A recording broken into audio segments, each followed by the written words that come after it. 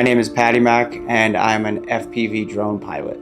FPV is the closest thing to an out-of-body experience that you can have without actually having one. When I fly my FPV drones, I am typically chasing vehicles, chasing professional athletes, getting angles that can't be accomplished with a normal GPS drone. FPV stands for first person view. When I'm flying my drones, I'm wearing goggles, which is connected to a camera on board the drone, which I see out of, that is completely separate from the camera that I am recording with.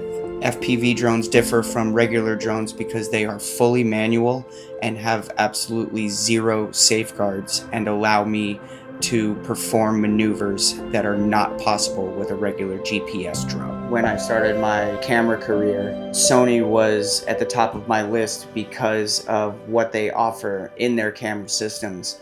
Their video, their photo, and their software that they put into their cameras is top of the line, and I feel that having a Sony on top of one of my FPV drones gives me the most versatility and the most options to capture the best content that I can.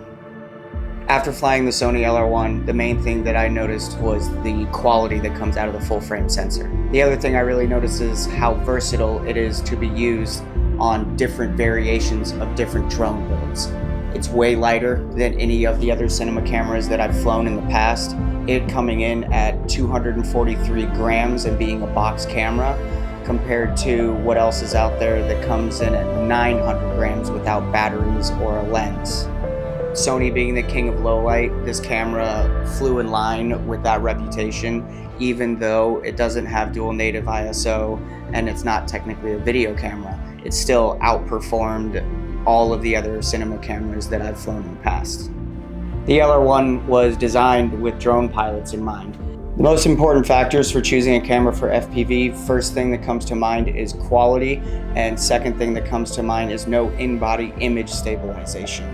And then what comes to mind is the overall design of the camera, how light it is. It's been stripped of its battery bay, it's been stripped of its viewfinder and monitor system, so it can be as light and compact as possible.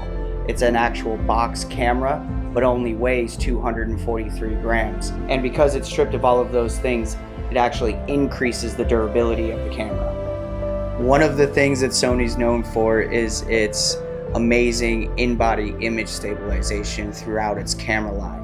And the unique thing about the LR1 is that it does not have in-body image stabilization, which for FPV makes it a perfect camera to mount on any FPV drone. The reason in-body image stabilization is not desired in the FPV community is it's a floating sensor. Even though you have the ability to lock the sensor in the menu system, it's still sitting on magnets, and the vibrations from the FPV drone still do make it to the sensor, which will give you jello in the final image or just arrhythmic imperfections in your final image that you don't want. This camera actually flew under the radar for so long, and when I got my hands on it, I honestly couldn't believe how capable it was.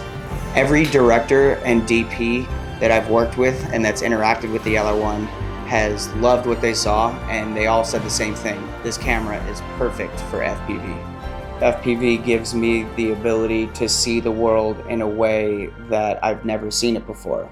There is no ceiling with FPV. There's always room for improvement, and the passion and the process live 100% in my head rent-free.